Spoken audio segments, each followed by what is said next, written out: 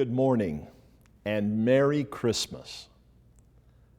All throughout Advent, we have anticipated last night, and this morning we do something that we've normally not done, and that is to have an offering of Christmas. So I'm by the wreath with the Christ candle lit and the 4 candles of Advent. Would you like to see something funny?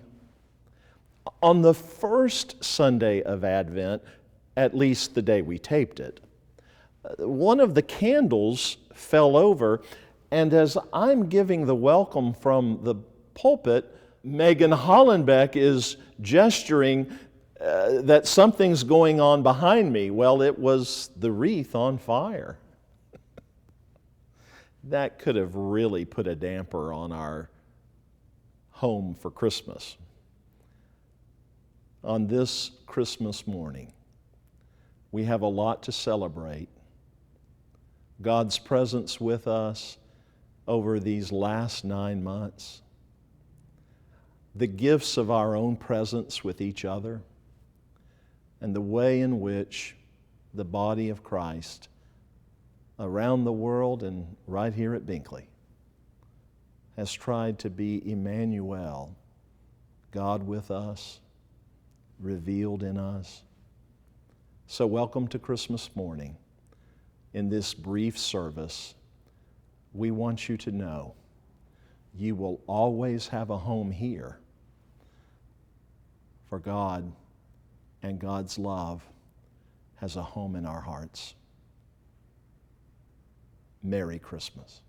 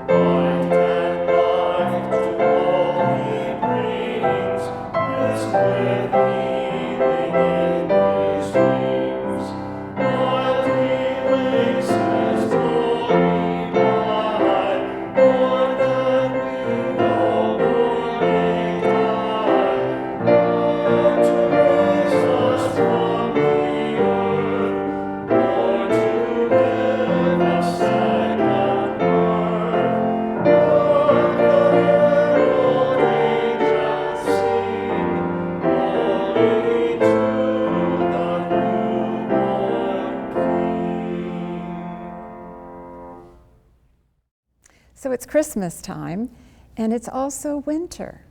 And so a lot of animals hibernate. Do you know that word hibernate? It means that they get very quiet, their heart starts beating a little slower, they curl up and they sleep. And then they wake up when it gets warm again. To do that, they have to eat a lot of food before they go to sleep so that it will take care of them during the winter months. So my story today is maybe one you've seen before, and it's called Bear Stays Up for Christmas. So instead of hibernating, he stays up, and let's see how he did it.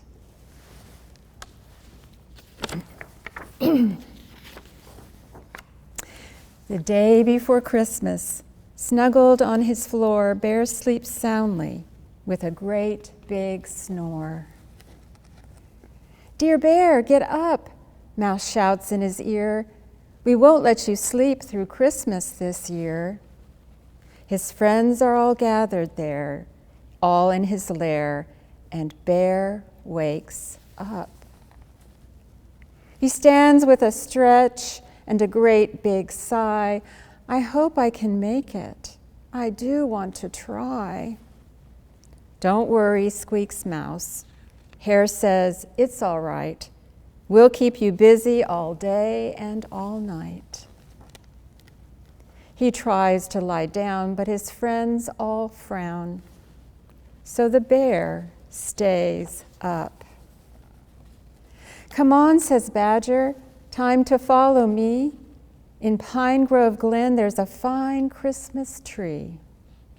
So they stomp through the woods and they tromp down the track. They hoist up the tree onto Bear's big back. He plods very slow as they trudge through the snow, but Bear stays up.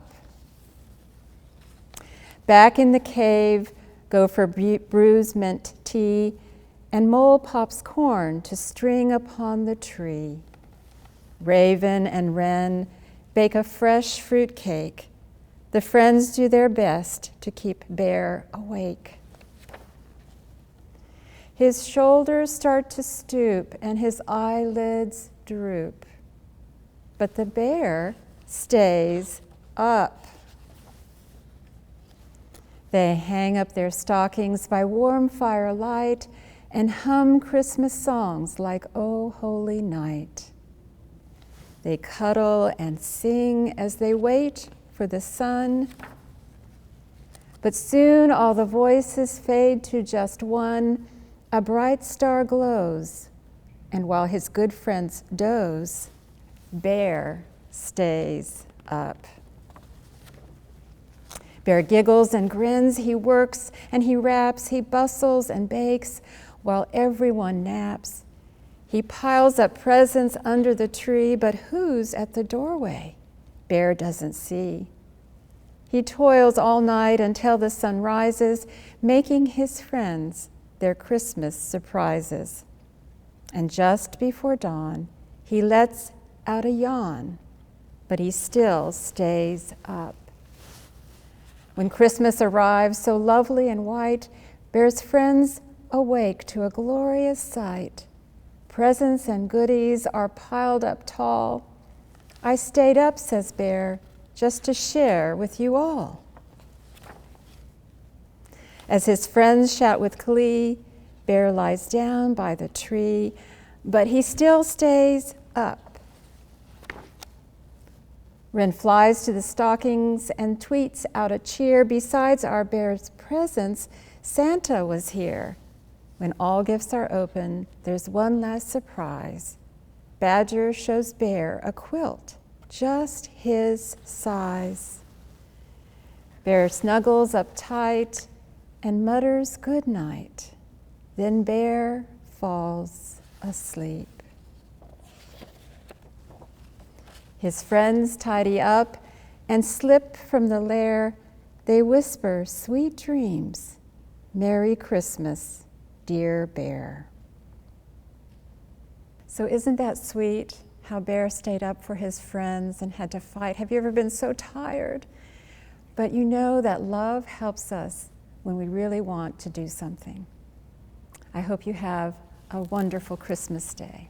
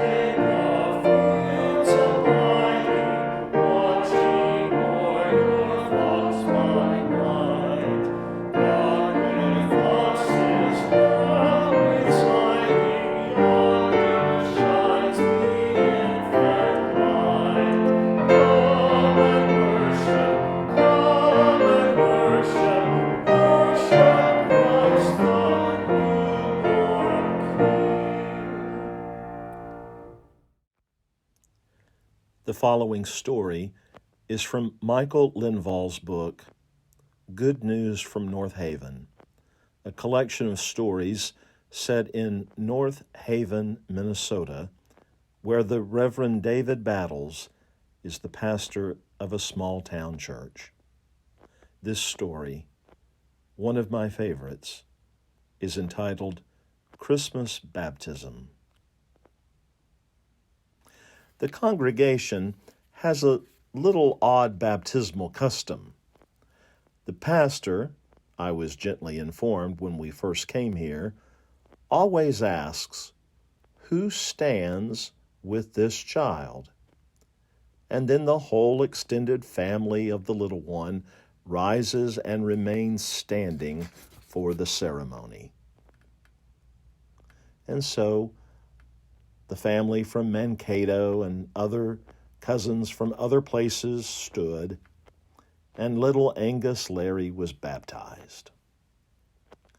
After church, everybody rushed home to turkey leftovers, and I went back into the sanctuary to turn off the lights. A middle-aged woman, dressed Salvation Army style, was sitting in the front pew with the black plastic purse in her lap.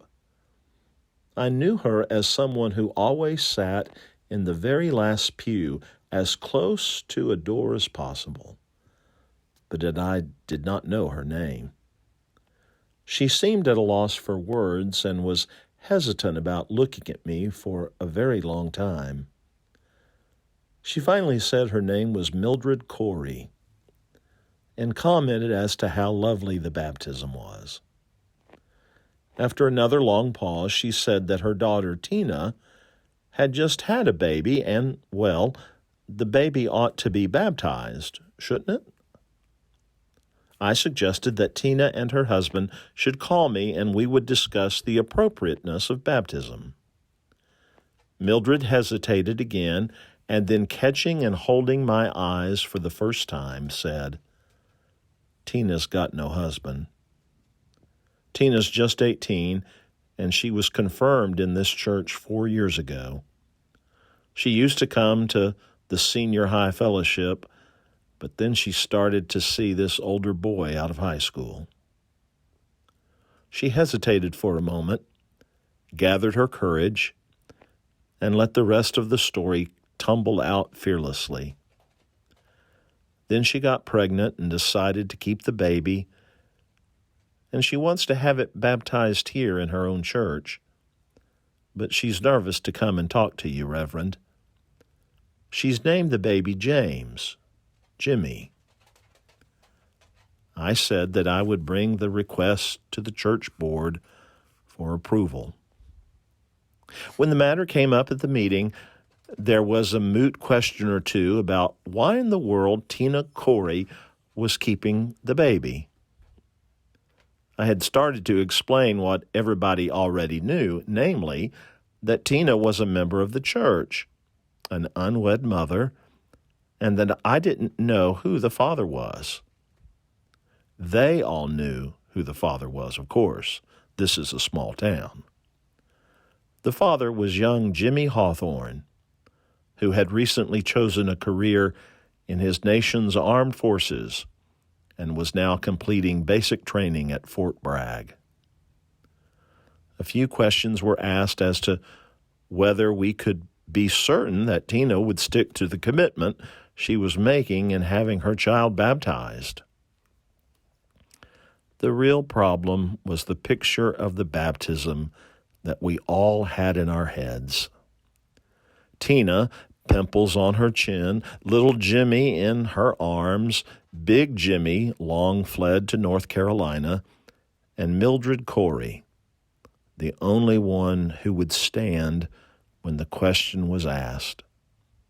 It hurt to think of it, but they approved it, of course, and the baptism was scheduled for Christmas.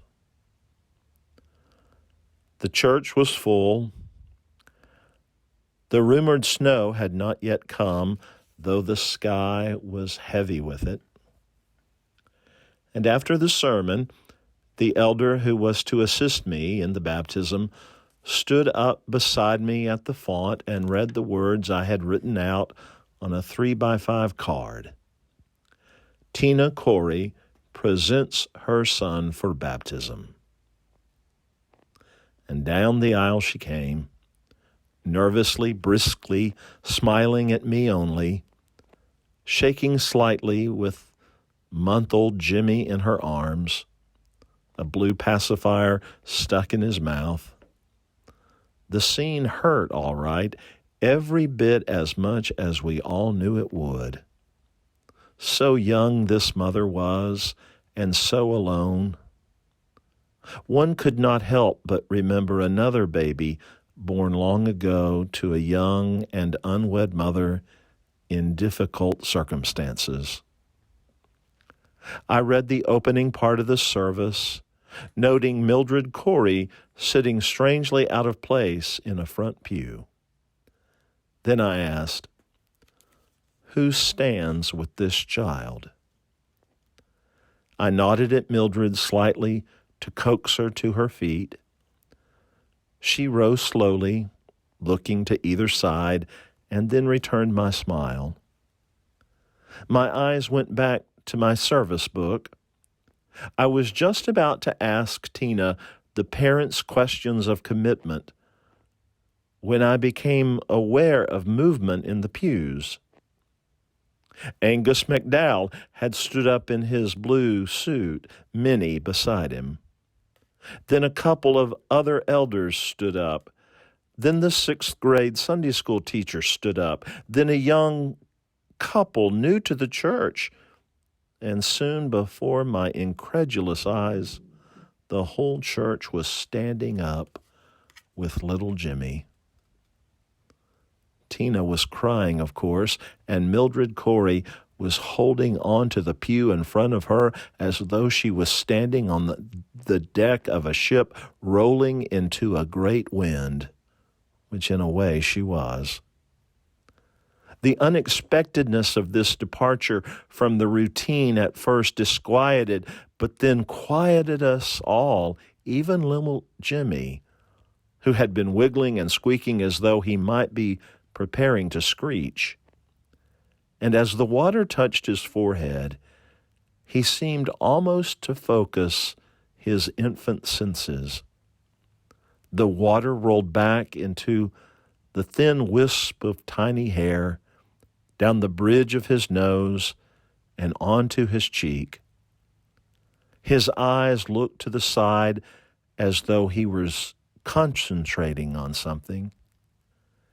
Every eye was on the child, who for a moment was everybody's baby. I broke my gaze and looked up to the congregation to let them know I was about to offer the baptismal prayer. I noticed Angus straining to see Jimmy from 3 pews back. The old man was looking into the infant face with an open-mouthed smile that surely remembered his own baby, now a grown man with a baby of his own. The scripture reading that morning had been some verses from 1 John. See what great love God has given us, that we should be called children of God. No one has ever seen God, but if we love one another, God abides in us, and God's love is perfected in us. There is no fear in love, but perfect love casts out fear. And in that baptism, those old words came alive. They were clothed in flesh, and everybody saw it. Merry Christmas to you, sisters and brothers, created in the image of God. It's Patrick. And Dylan. and we're gonna play Go Tell It on the Mountain. So are you guys ready? Here we go.